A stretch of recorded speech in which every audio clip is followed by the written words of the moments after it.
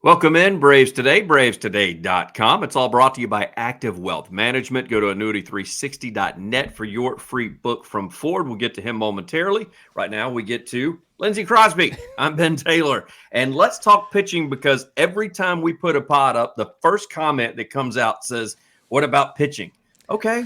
Well, let's address it. Let's address the pitching. Let's address the potential pitching. Let's address potential trades to get pitching. And let's clue you in on maybe a pitcher that you haven't heard of that Atlanta signed as far as a minor league deal. And we'll get to that a little bit later. But starting pitching, Lindsay, it's not as bad as everybody makes it out to be. Yeah. And if you think back to 2021 to the postseason, the reason we lost, was glaringly obvious. Yes, it was the pitching, right? Max Fried coming off the virus, he gets shelled. Spencer Strider coming off the oblique injury, he gets blasted, we get eliminated. 2022, or sorry, that was 22.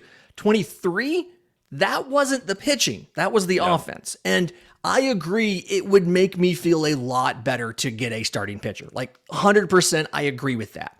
But when we talked to Alex Anthopoulos at the winter meetings last week, the point that he made was they want to go into the season with somewhere between 10 and 12 different options to take starts in the season. Last year, you used 16 pitchers, 13 starters and 3 relievers as openers. But that was like a high, like a record high for the Braves. The typical number a major league team needs is between 9 and 11. And if you look right now, if the postseason were to start, your 3 starters would be Spencer Strider, Max Fried, Charlie Morton. That's 1 through 3 right there. Starting pitcher number 4, Bryce Elder. I know he had a bad first half. I don't think he's as bad. I'm sorry, a bad second half. I don't think he's as bad as that second half. I don't maybe think he's as good as that first half where he had an ERA under 2. He's somewhere in the middle, but for a number 4 pitcher, he does the job. He gave you 174 and 2/3 innings last year. And really the goal of that number 4, number 5 is to give you 30 starts and get you through a season, right? Like that's what that guy's for. After him, they're attempting to stretch out Ronaldo Lopez. He had decent numbers as a starter until he had a vision issue. Eddie Rosario people will remember this. He had a vision issue. He got moved to the bullpen because he was struggling. He then got the vision issue fixed and then became an amazing reliever. So he's the guy I feel like they could move to the bullpen if they get another starter, and if not, they could let him try it. But after those 5, right, you have a bunch of minor league arms. AJ Smith-Shawver, Hurston Waldrop, your 2 top prospects. The thing to remember here, I think I've talked about this before. I know I've written it up on the site before. I don't think it's realistic to expect a full season out of either AJ Smith-Shawver or Hurston Waldrop. I agree. AJ Smith-Shawver he spent some time in MLB last year, but he's the same age. And actually, Anthopoulos made this point when I asked him specifically about these 2 guys. Smith-Shawver is the same age as a college junior. So if he had gone to college, he'd be getting drafted this year. He just turned 21.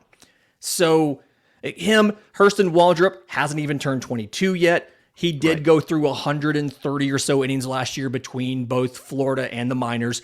I did get Anthopoulos to confirm he's going to get an invite to spring training, going to have a chance to earn a starting job in spring training. But either way, I feel like together they probably at best could cover 1 spot for the course of a season. But after them, you've got Dylan Dodd, you've got Darius Vines, you've got Alan Winans, just guys that are already in the system who you have seen at the major league level already. And then you're expected to get back Ian Anderson in probably July. The goal is to send him to a rehab assignment in June with the idea of getting him back in the rotation by July, maybe beginning of August at the latest. So you have the pitchers to get through a season, to get through 162 games. Now, would it feel a lot better to get another starting pitcher who could take a postseason start so that if something happened to one of those top 3, you weren't starting a Bryce Elder in a game 3? Yes, you would love to have that. Charlie Morton's 40. Max Fried had a couple smaller injuries last year. Strider had the oblique in 22. Like, I get it. We're all a little scarred from that. We want to have a guy. I'm confident they're going to find a way to get a guy. I don't know who the guy's going to be. I don't know what it's going to cost. There's a couple different options depending on, do you sign a guy? Do you trade for a guy? Do you go get a frontline guy? Do you get a mid-rotation guy and build him up? What do you do? I'm confident they can get somebody, but you do have enough pitchers to get through a season now. It may not feel like it because, again, we've been scarred by recent history, but you do have enough pitchers right now. Yeah, everybody that keeps saying the pitching cost us, the pitching cost. There was, Johnny Venner said the same thing. There was one bad game in the playoffs that the pitchers had where the Phillies ended up putting up 10 runs. And I think that night they probably could have hit anybody. For some reason, the ball looked like a grapefruit to them that night. And that's the way they treated every pitcher. Other than that, the pitchers did their job in the postseason. The hitters didn't do their job. Anthopoulos himself said like we had, what was it, 3 extra base hits in the entire series, and 2 of them were from Austin Riley. Like, he specifically pointed to that as the reason that we didn't win. I mean, yes, if the general manager says it's because of that, who are we to tell him, no, you're wrong, it was the pitching? Well, the same thing happened to the Dodgers. Yeah. I mean, there was that stat that came up that out of Mookie Betts, Freddie Freeman, and Ronald Acuna Jr., the 3 guys that were in the running for the MVP race, they had 1 extra base hit, and it belonged to Acuna. So the Dodgers also did the exact same thing that the Braves did, and so they got bounced as well.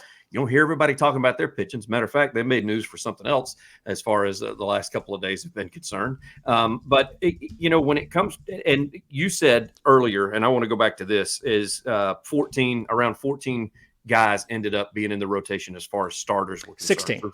16 starters. So, and you said, that's a lot. That's a lot for any contending team. Oh, yeah. The only time you see something like that is a team that's a bottom dweller, that they're trying to find something to create a spark, and they keep bringing guys up. So you may see 15 different starters throughout the year from, say, the Oakland A's that didn't have a chance to do anything last year. That's what they're kind of fishing to see what they can do with their farm program. So I don't want to repeat that year. As you said, it's scarred all of us because we saw 16 different faces that ended up toeing the rubber for us last year, and we'd rather not see that. I'd love to get over some injury news, but by the way, folks, injuries happen, and I'm sorry, but somebody is going to skip a start this year. So that gets me to the next point, which is, in our farm system, everybody keeps saying, oh, yes, sorry. Go ahead. Before we get there, the other thing is, the other contention is people say we've signed nothing but relievers, right? Which, okay, fine. Have a really good bullpen. I'll remind people, in the 2021 World Series, we gave starts to Dylan Lee and Tucker Davidson. Yes. And we won the World Series. The goal is to get there. The goal is to get to the postseason. This is a rotation. This is a group of starting pitchers that can get you to the postseason. When they're backed by this offense, they could get you to the postseason. That's not a satisfying answer for a lot of people, but that is true, and that is the philosophy that this team is working under. It worked in 2021. It didn't in 22 and 23. I think that expectations are just almost too high for us Braves fans. How many times did we hear last year in the chats, online, various things, that basically every time Strider stepped out, they expected him to have 15 strikeouts and go, at least 7 1/3, if not more, along with get the win. Like, they expected him to go undefeated, and you're going to have bad nights. I mean, I'm sorry. It just happens. Ask the Braves hitting. It happens. I can promise you, you have bad nights. Like, a talking point last year was, is it a bad season if you don't get to the World Series? Like, we talked to you talked to Tom Glavine about that, asked him that exact question. And he said, and he, I think appropriately said, no, it's incredibly hard to get to the World Series. Like, people don't understand how hard it is. Like, it is incredibly disappointing to get knocked out in the second round of the playoffs in your first playoff series. But at the same time, like, there's been a different World Series winner every year for 6 or 7 years now, because it's incredibly hard to even get there, never mind to win one. The Dodgers had to use a short season to get a Mickey Mouse trophy. So, okay, sorry. Was it? And no, because I get you can be the favorites. Calling someone the favorite doesn't automatically give them a pass to the World Series. I don't think a lot of people realize that, because there was somebody that came in there and they said that, what do you feel about the Braves being the favorite? Well, they should be the favorites. They've got a ton of hitting that it's going to be tough for any pitcher to get around throughout the season. They should win most of the series that they play. Mm-hmm. And on top of even if it's a patched together pitching, as far as starting rotation is concerned throughout the year, they still should be the favorite. Mm-hmm. But calling somebody a favorite and then saying, so if they don't make the World Series, then it's just World Series or bust. I do not like, I hate that analogy. I hate, because as you just said, 6, 7, 8 years straight, we've seen different World Series winners. And, you talk about the Mickey Mouse Trophy from the Dodgers. Let's talk about the cheating trophy with the Astros. I mean, there's just, along with those different teams, have also been various ways they went about getting there and doing it. And yeah, shortened season, that's not yes, it's still a World Series title. Yes, you still get to hang everything up and sell the gear and all that. But 162 games is a whole lot different than playing a shortened season. Hey, it's all been brought to you by Active Wealth Management. Go to annuity360.net for your free book. Call Ford Stokes today. Your own nationwide peak, 10 illustrations so you can learn how you can get 20% immediate income account bonus, 8% annual interest growth, and 340% participation with a leading index. You can really make 3.4 times what this proprietary index does. 8% guaranteed interest each year, higher than the bank CD rates. Just call Ford today or go to activewealth.com. His number, 770-685-1777. That's 770-685-1777. Tell him you heard it on Braves Today. All right, Lindsay, we were going to talk about the prospects that we have and what people, you mentioned Waldrop, you mentioned Smith-Shawver. A lot of people are claiming that, go ahead and get rid of them to go after Cease. I don't know that Cease for the Chicago White Sox is a doable thing for the Braves, because it sounds like the White Sox want a lot for him. You and I talked on another pod about potential guys that they wanted. There was basically 4 pitchers that they wanted. And clearly, if they want those pitchers, that must mean they see some potential in them in order to get Cease. They've also asked the Reds for possible, basically 9 position players in order to sign Cease. So, I mean, apparently they want a lot for that. I guess they feel they need to build up their program as well. Yeah, they are tearing it down to the studs. And the thing with Dylan Cease compared to everybody else is Dylan Cease has 2 years of contractual control, not 1. And so he is the most coveted arm just about in the trade market. Yes, people want Corbin Burnes. Yes, people know Tyler Glasnow is going to get traded. But Burnes, they've said they could keep Burnes. That news came out on Sunday afternoon. Everybody knows the Rays have to dump $25 million to Tyler Glasnow. They can't pay that. And so those markets aren't as robust. But the White Sox have made it clearly known that we will bid everybody against everybody else and whoever gives us the most. The deal that was reported by Cincinnati media, I actually talked about this last week on Locked On MLB Prospects. The four players that they asked for from the Cincinnati Reds, 4 top 11 prospects. They asked for right-hand pitcher Rhett Lauder, who they took in the top 10 last year. They asked for first-rounder Chase Petty, who is either 20 or 21. I saw him pitch in Double-A when I was calling games for the Montgomery Biscuits. Catcher Alfredo Duno, their, I think, second highest position player prospect, and outfielder Jay Allen, a younger outfielder. He's the number 11 prospect in their system, who, because of injury, hadn't played a lot so far in the few years since they took him in the first round. And Cincinnati's farm system is better than Atlanta's. Most teams' farm systems are better than Atlanta's. And so if you try to translate that into the Braves system, you're giving up both AJ Smith-Shawver and Hurston Waldrop, as well as 2 other people, probably outfielder Luis Guanipa, your most promising outfield prospect. It's either him or Isaiah Drake. And then you're giving up an infielder. We have a catcher, Drake Baldwin, in the top 10. It could be third baseman Ignacio Alvarez, like one of those 2. You're giving up at least 4 top 9 prospects to make that deal. And here's the thing about trading Smith-Shawver and Hurston Waldrop. They're 1 and 2 in the system for a reason. When you make those prospect rankings, it's not just how good are they going to be. You're baking in the risk and you're baking in proximity to the majors. AJ Smith-Shawver pitched in Major League Baseball last year. Hurston Waldrop finished the year in AAA. So if you get 2 years of Dylan Cease and you're not able to extend him, which is possible, he's a Scott Boras client, he walks in free agency at the same time that you would be expecting full seasons from both AJ Smith-Shawver and Hurston Waldrop in your rotation. So as concerned as we are about potentially losing 2 pitchers after 2024 in Max Fried and Charlie Morton, you turn around, if you trade these guys for Dylan Cease, then after 2025, in essence, it's like you're losing 3 because you're losing Smith-Shawver, you're losing Waldrop, and you're losing Dylan Cease. So I'm confident Atlanta's going to get someone. I don't think, one, that they can outbid some of these determined teams like the Dodgers, that they can outbid some of these teams for a guy like a Dylan Cease. And then 2, I'm not convinced it's a great idea to give up your close to the majors pitchers.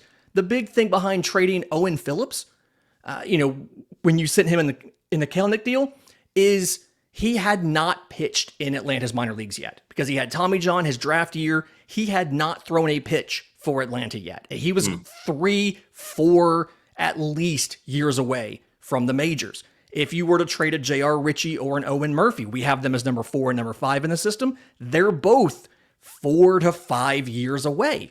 But Smith-Shawver and Waldrop can be pitching in Atlanta next year. Spencer Schwellenbach is probably by the end of next year an option to at least pitch in your bullpen and look at your rotation for 25. So don't trade those high-level pitching prospects because you're going to need them at the major league level. It's more important to have the depth than to give up all of that depth for a frontline starter, because if that guy goes down, you don't have anyone to fill in for him.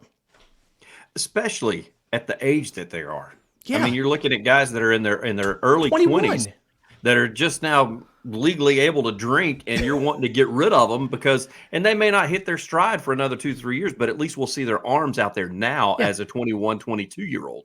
Max Fried wasn't the Max Fried who was a Cy Young runner-up his first year up in Atlanta, and Tom Glavine talked about this, about like they needed that time at the major league level to become the pitchers they became. Mm-hmm. But at the same time, like if you give them run in 24, that means when you need them to be postseason starters in 25 and in 26, you've got them. And I just think that's more important. And you have them for multiple seasons. I think that's more important than getting a Dylan Cease for 2 years or a Corbin Burns for 1 or a Tyler Glasnow for 1 if Glasnow's arm even holds up. And then they're all gone, and now you've got nothing for postseason starts, and you have to go pay somebody else or trade for somebody else. You mentioned something to me before we started potting. We were talking a little bit, and we talked about the pitchers that have been in the Braves organization. The Braves have never really screwed up by sending somebody away that came back to bite them or haunt them later. Maybe one. I mean, Wainwright, you talked about that, but even at the time, I mean, they still didn't quite know. But I mean, that's something that this front office has been able to do, is hold on to what they think is good and not get rid of it. And it ended up paying dividends because we haven't sent them somewhere else that comes out and they 2-hit us in the first round of the playoffs or something. Yeah, it's in the prospect apparatus, like on the prospect side. There's a couple teams we talk about, and it's like if they call you to offer you a player, you should probably hang up. If the Tampa Bay Rays call you to get one of your position players, you should probably hang up. If the Braves call you to offer you one of their pitchers, you should probably hang up. Because in all of these deals, the Matt Olson deal, the Sean Murphy deal, all of these trades that we've made, we send out pitching prospects. And it's guys that for some reason or another have never worked out with the teams that they went to. And the last guy legitimately that we traded away and ended up being a quality starter was Adam Wainwright. I mean, we traded him I think it was 2004, traded him to St. Louis. And I mean, by 2006, he was putting up ERAs in the 3s. But outside of that, when's the last time trading Ryan Cusick hurt you? When did trading Bryce Wilson hurt you? When did trading Tucker Davidson hurt you? And so if this front office, if this player development staff doesn't want to trade an AJ Smith-Shawver or doesn't want to trade a Hurston Waldrop, there's probably a reason for it. And honestly, I trust them to make that evaluation. If they're like, we need to keep this guy. Some of the other guys that have been asked for in trades in recent history that Atlanta did not trade. Spencer Strider was asked for in trades. Austin Riley was asked for in trades. I mean, this front office, both like this player development staff, both under this front office and the previous one, have been pretty good at making these evaluations. And so they haven't pulled the trigger yet on a trade. It's because they think the price is too high, and I'm inclined to stick with them and believe it. Speaking of high prices, is don't let them get to you. And so that's why it's all been brought to you by Active Wealth Management. That was good. That was good. Did you like that? That was good. Make sure you call Ford and tell him we said hello from Braves Today. He's Lindsay Crosby. I'm Ben Taylor. Lindsay, as always, I greatly appreciate it, sir. Thanks, buddy.